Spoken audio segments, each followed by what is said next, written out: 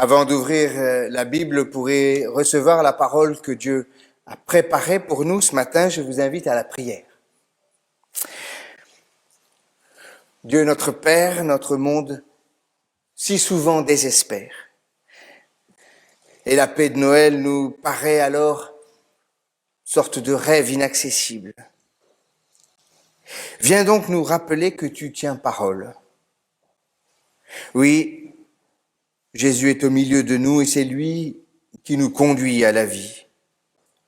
Que ton Esprit, Seigneur, nous enseigne à voir plus loin que l'immédiat des choses visibles. Fais-nous discerner tous les signes de ton amour et de la vie nouvelle que tu as placée sur notre chemin. Ouvre nos vies à des choses nouvelles, inattendues, inespérées, des choses de l'Esprit, par Jésus ton Fils. Amen.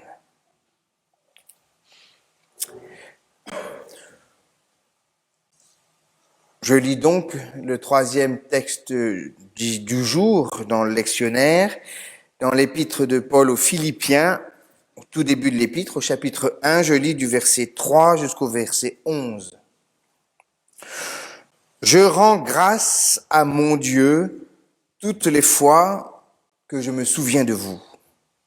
Je ne cesse dans toutes mes prières, pour vous tous, de prier avec joie, à cause de la part que vous prenez à la bonne nouvelle, depuis le premier jour jusqu'à maintenant. Je suis persuadé que celui qui a commencé en vous une œuvre bonne en poursuivra l'achèvement jusqu'au jour de Jésus-Christ. Il est juste que j'ai pour vous de telles pensées, parce que je vous porte dans mon cœur et que dans ma condition de prisonnier, comme dans la défense et la confirmation de la bonne nouvelle, vous avez tous part à la même grâce que moi. Dieu m'est témoin, en effet, que j'ai une vive affection pour vous tous, la tendresse même de Jésus-Christ. Ce que je demande dans mes prières, c'est que votre amour abonde de plus en plus en connaissance et en vraie sensibilité, et qu'ainsi vous sachiez discerner ce qui est important, afin que vous soyez sincères et irréprochables pour le jour du Christ, et que vous soyez remplis du fruit de justice qui vient par Jésus-Christ à la gloire et à la louange de Dieu. Ô Seigneur, ta parole, c'est la vérité. Éclaire-nous par ta vérité. Amen. Et je vous invite à vous lever pour chanter le cantique 31-20, Seigneur, que tous s'unissent. Éternité.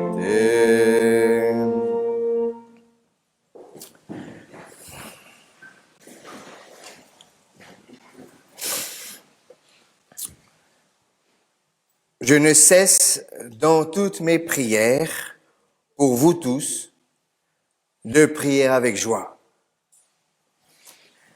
Ça n'est pas rien de savoir que quelqu'un prie pour nous, n'est-ce pas? Ça n'est pas rien d'avoir part, en plus, à la prière de l'apôtre Paul lui-même.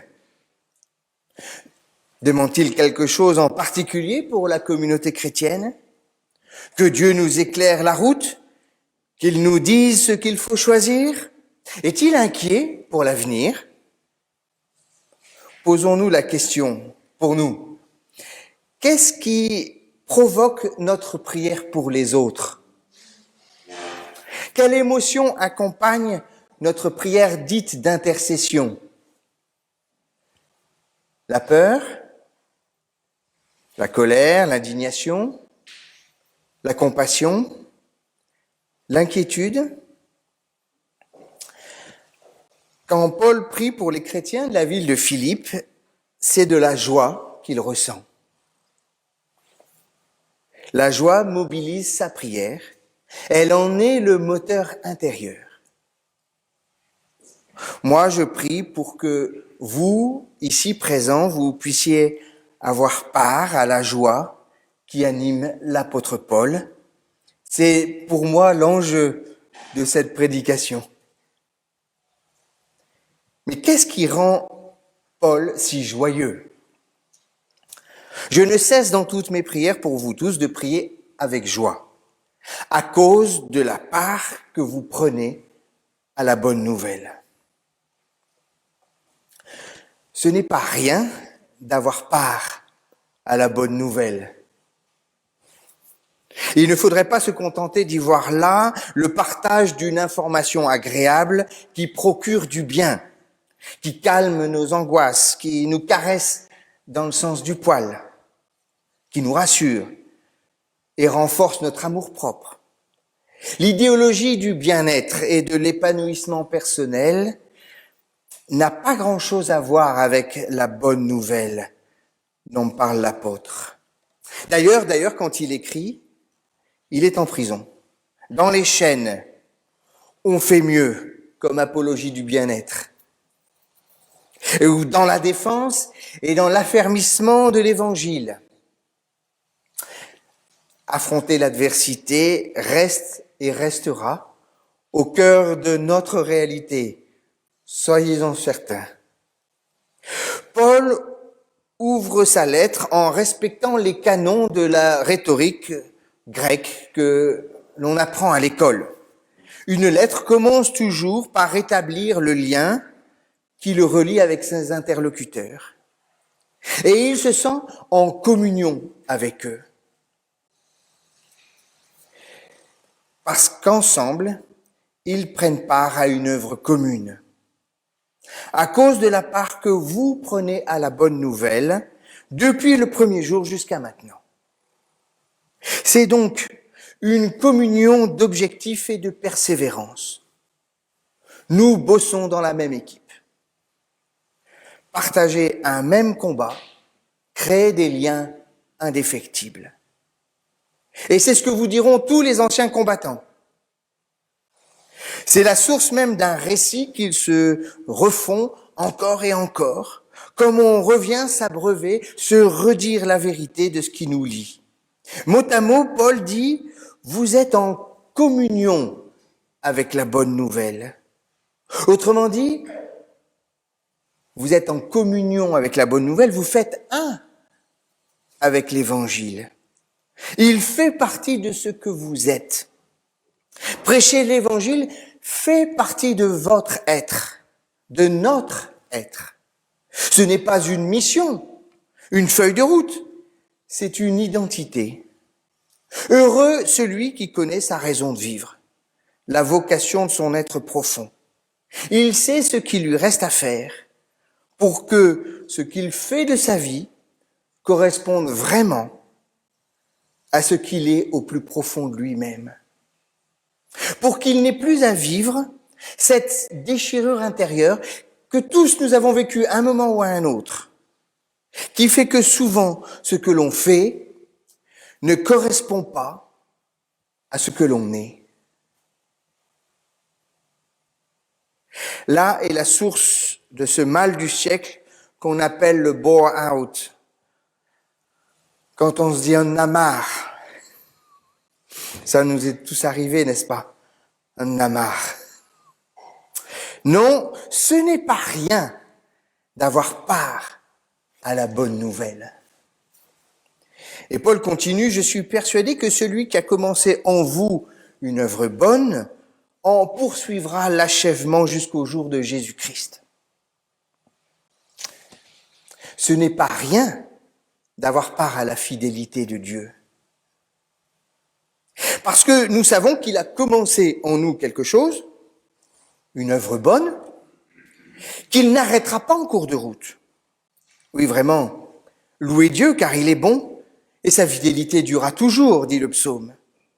L'apôtre est convaincu de l'achèvement de cette œuvre commune parce que celui qui a commencé ira au bout de son projet. Ce mystérieux « celui » évoque l'action de Dieu qui porte entre ses mains l'ensemble de l'histoire, depuis le commencement jusqu'à la fin. Se livre ainsi une confession de foi d'une histoire qui ne doit rien au hasard, à la fatalité, à la tragédie, à l'absurdité. à l'insignifiance, au chacun pour soi et Dieu pour tous, au communisme, au libéralisme, au capitalisme, au nationalisme, au aquabonisme. D'un regard, Paul embrasse l'ensemble de l'histoire de l'humanité, il enjambe les difficultés bien réelles traversées pour voir avec confiance l'ensemble de l'œuvre. Le regard fixé sur la ligne d'arrivée lui provoque sa joie intérieure. Il connaît la fin du match et il sait qu'il a gagné. Quel est donc ce mystérieux jour du Jésus-Christ dont parle Paul ? Est-ce son retour ? Est-ce sa résurrection ? Je vais vous laisser un petit mot que je vous mets au défi de réutiliser dans une conversation. Est-ce le jour de l'apocatastase ? C'est ce jour qui rassemble tout à la fin des temps en Jésus-Christ. Il faut le dire 10 fois pour s'en souvenir. Hein. L'apocatastase, on posera la question à la fin du culte. Peu importe quel est ce jour du Christ au fond, nous savons qu'il y a un but à l'histoire et que ce but n'est pas entre nos mains. C'est cela la mission de Dieu, du non périssable qui défie le temps et les modes. Voilà quelqu'un qui tient parole, qui dit ce qu'il fait et qui fait ce qu'il dit. Quelqu'un dont nous savons qu'il mènera son projet jusqu'à son terme, jusqu'à son accomplissement, dit-il. Ce n'est pas rien d'avoir part à une promesse. C'est un pont pour l'avenir, une stabilité qui crée la possibilité d'une vie dans la confiance. Quand tout le reste s'effondre autour de nous, que les piliers sont ébranlés, nous ne sommes pas tributaires des aléas de l'histoire. Ballottés par les événements, à la merci des coups du sort, nous avons non seulement le but, mais aussi le temps pour nous. De quel avenir aurions-nous peur ? Non, ce n'est pas rien d'avoir part à la fidélité de Dieu. Il est juste, dit Paul, que j'ai pour vous de telles pensées parce que je vous porte dans mon cœur. Ça n'est pas rien d'avoir part à l'affection de l'apôtre. On se sent à part, non ? Le chouchou du grand homme. On sent comme un regard spécial posé sur nous. J'ai toujours été étonné du déchaînement de violence qui peut naître d'un simple regard supposé mauvais ou de travers et mal regardé. Il y a des gens qui meurent d'avoir mal regardé, n'est-ce pas ? Moi, je crois tout aussi puissant le regard d'amour posé sur nous. Je crois profondément que cette reconnaissance affectueuse dont parle l'apôtre Paul est un puissant moteur pour nous mettre en route, nous mettre en mouvement. Voici le troisième atout à votre actif, dit Paul. Vous comptez pour moi. Et on se souvient d'Ésaïe 43, tu as de la valeur à mes yeux. Tu as du prix à mes yeux. Vous êtes important. Votre existence n'est pas fortuite ou simplement vulnérable comme cette chair que j'arrête pas de bousculer depuis tout à l'heure. Vous n'êtes pas seulement en danger. Cette vive affection qui nous lie relève, dit Paul, de la tendresse du Christ. Mot à mot, nous sommes dans les entrailles de Christ Jésus. Application simple du « aimez-vous les uns les autres comme je vous ai aimé » dans les entrailles de Jésus-Christ. Ça n'est pas rien. Il y a comme une identification entre Paul et le Christ. Est-ce une sorte d'imitatio Christi ? Vous voyez, au sens où Paul essayerait d'imiter l'amour du Christ, d'aimer comme lui. Ou est-ce qu'il ressent en lui l'amour du Christ pour les Philippiens ? Poser la question, c'est déjà y répondre. Ce n'est plus moi qui vis, dit Paul, c'est Christ qui vit en moi. La proximité de l'apôtre avec le Christ lui permet de ressentir de l'intérieur, ce que le Christ lui-même ressent pour les Philippiens. Sans doute est-ce là le cœur du réacteur de l'action missionnaire, l'évangélisation par l'amour. Ce qui ramène l'action missionnaire à sa racine spirituelle, au moteur de l'action, à la force qui pousse en avant. Qu'est-ce qui nous motive dans cette participation à l'œuvre de Dieu? L'envie de réussir? De remplir les bancs de ce temple? La peur de disparaître? Le désir de convaincre? L'emprise de l'idéologie du chiffre? L'esprit de comparaison? De compétition? Là encore, poser la question, c'est déjà y répondre. Nous savons tous que ce sont des maladies spirituelles. Et nous savons tous que nous ne sommes pas totalement propres et limpides dans nos motivations pour la mission, n'est-ce pas? Il y a en nous de la peur, il y a en nous de l'envie, il y a de la jalousie, il y a de l'ambition, tout cela est vrai. Et nombreux sont ceux qui ne font rien en attendant la purification de leur motivation pour être trouvés sincères et irréprochables pour le jour du Christ, comme dit Paul. Sans doute faut-il écouter l'apôtre quand il replace l'Église au centre du village. Le cœur du réacteur, dit-il, ne peut être que l'amour du Christ lui-même et rien d'autre. L'amour dont nous sommes aimés, dont parle la première lettre aux Corinthiens au chapitre 13, ce qui dit sans l'amour, je ne suis rien. Ressentir de l'intérieur l'amour du Christ pour le monde, c'est dire que la mission doit débuter par une conversion et donc par un repentir, un acte de retour sur soi, une purification intérieure. Seigneur, moi qui suis en prison, dans les chaînes comme l'apôtre Paul, délivre-moi. Purifie-moi, crée en moi un cœur pur et je serai purifié. Non, décidément, ce n'est pas rien d'avoir part à l'affection de l'apôtre Paul. Vous avez tous part à la même grâce que moi. Ce n'est pas rien non plus d'avoir part à la même grâce que l'apôtre Paul. Paul revient sur cette joie qu'il ressent pour la justifier. Il est juste que j'ai pour vous de telles pensées, parce que vous avez tous part à la même grâce que moi. Ici, à cet instant précis, naît la communauté chrétienne. Au fond, posons-nous la question, quel est le lien qui fonde une communauté? Cette question obsède certains hommes politiques et autres polémistes du moment, n'est-ce pas? Et il faut dire qu'elle est sérieuse, cette question.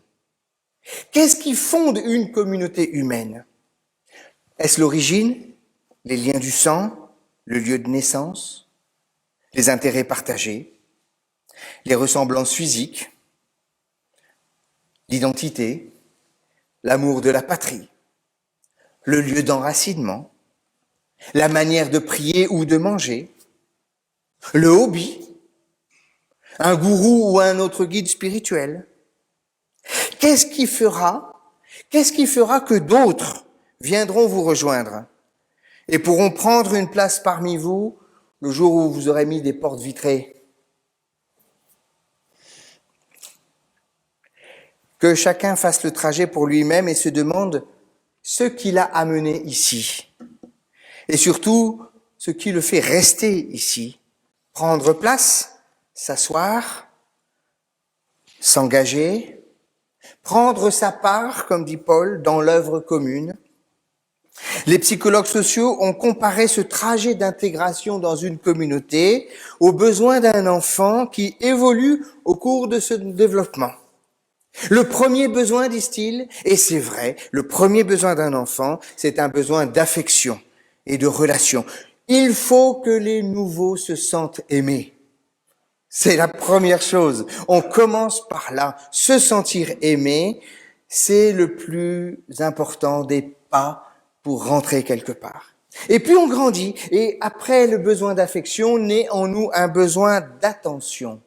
Vous savez, les enfants, c'est le stade du miroir où ils se reconnaissent et ils font tout pour être au centre de l'attention de leurs parents. Surtout au moment où on a du monde à la maison et qu'on aimerait bien y avoir la paix, et puis qui gueule dans tous les coins en sautant sur les canapés pour être au centre de l'attention. Vous voyez de ce dont je parle? Ceux qui ont des enfants savent très bien de quoi je parle. Se sentir important et reconnu est le second des besoins quelqu'un dans son processus d'intégration. Et puis, besoin d'affection, besoin d'attention, besoin d'information. Plus on entre, plus on a besoin de comprendre là où l'on est. D'obtenir l'adhésion des gens nécessite qu'ils comprennent le fonctionnement du lieu où vous êtes. Et c'est là où on rentre dans un processus de catéchisme, vous voyez, catéchisme pour adultes, catéchisme pour enfants, mais le besoin d'avoir de l'information pour comprendre ce qui se passe, c'est le stade de l'enfance où on demande pourquoi. Pourquoi l'eau est bleue, pourquoi la mer est salée, pourquoi. Comprendre, décortiquer. Et puis, après le besoin d'information, vient un besoin d'avoir une vision. Vous savez, les ados qui se retrouvent ensemble, ce que les psychologues appellent le stade hypothético-déductif.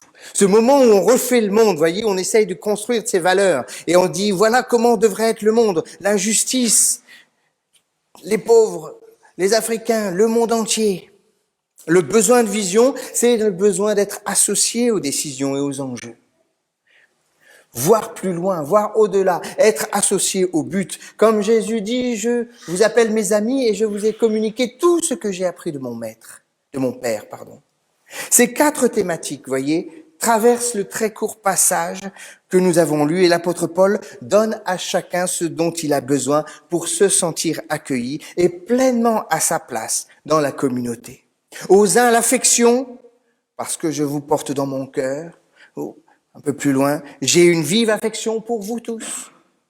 Aux autres, l'attention, toutes les fois où je me souviens de vous, dit-il, vous avez tous part à la même grâce que moi. Au troisième, il donne de l'information, que votre amour abonde de plus en plus en vraie connaissance et en intelligence sensible, dit-il. Et enfin, au dernier, la vision, qu'ainsi vous sachiez discerner ce qui est vraiment important. Celui qui a commencé en vous une œuvre bonne en poursuivra l'achèvement jusqu'au jour de Jésus-Christ. Demandons-nous où nous en sommes. Quel est le besoin que nous venons assouvir en participant à la vie de l'Église? Les 4 sources sont nécessaires. Elles se complètent et elles se corrigent l'une l'autre, telles des assises qui permettent une stabilité, une communauté. Ensemble, elles font système et elles s'articulent dans la vie de la communauté. Mais n'oublions jamais que la source de la joie qui anime l'apôtre Paul s'enracine dans la conviction profonde d'une grâce partagée, à équidistance du Christ, située au moyeu de la roue de la fortune. Quelle que soit la condition de départ, la difficulté de la traversée ou la réussite de l'avenir, c'est l'esprit de gratitude qui prend la première place. Je rends grâce à mon Dieu toutes les fois que je me souviens de vous. Oui, vraiment, ce n'est pas rien d'avoir part à la même grâce. Et enfin, je termine là. Ce que je demande dans mes prières, dit Paul, c'est que votre amour abonde de plus en plus en connaissance et en vraie sensibilité, qu'ainsi vous sachiez discerner ce qui est important. Ce que nous allons partager tout à l'heure après ce culte, ce n'est pas rien d'avoir part à la capacité de discerner, n'est-ce pas? De voir plus loin ce qui est important. Quels sont les moteurs habituels d'un bon discernement? Pour commencer mon ministère de président de région, j'ai acheté et lu un manuel écrit par des grands pontes du management. Le bouquin en question annonçait la couleur dans le titre « Trouver la solution. Les méthodes de résolution des problèmes des meilleurs consultants en stratégie ». Ça, c'est le sous-titre du bouquin. Il s'agissait d'apprendre à utiliser toute une batterie d'outils pour produire une analyse fine de la situation afin de résoudre votre problème grâce à la méthode des 4 S. Spécifier votre problème, structurer vos hypothèses, solutionner, scénarisé. Dois-je vous avouer ma très légère frustration en refermant le bouquin en question? Tout ça pour ça? Il est temps de retrouver la prière d'intercession de l'apôtre Paul. Ce que je demande dans mes prières, c'est que votre amour abonde de plus en plus en connaissance, en vraie sensibilité, et qu'ainsi vous sachiez discerner ce qui est important, afin que vous soyez sincères et irréprochables pour le jour du Christ. Seul l'amour du Christ peut être source de connaissance et de sensibilité, dit Paul. Vous savez, cet alliage subtil que nous recherchons tous du cœur et de la raison. Frères et sœurs, chers amis de la paroisse de la Rencontre, que l'amour du Christ abonde en vos cœurs, pour que vous vous sentiez en capacité de discerner ce qui est vraiment important, et donc en capacité de porter les fruits de justice qu'il attend de vous. C'est là, pour dire la vérité, nous ne sommes que des mendiants. Si mes informations sont bonnes, ce sont les derniers mots de Luther avant de retrouver le Père. En vérité, nous ne sommes que des mendiants. Amen.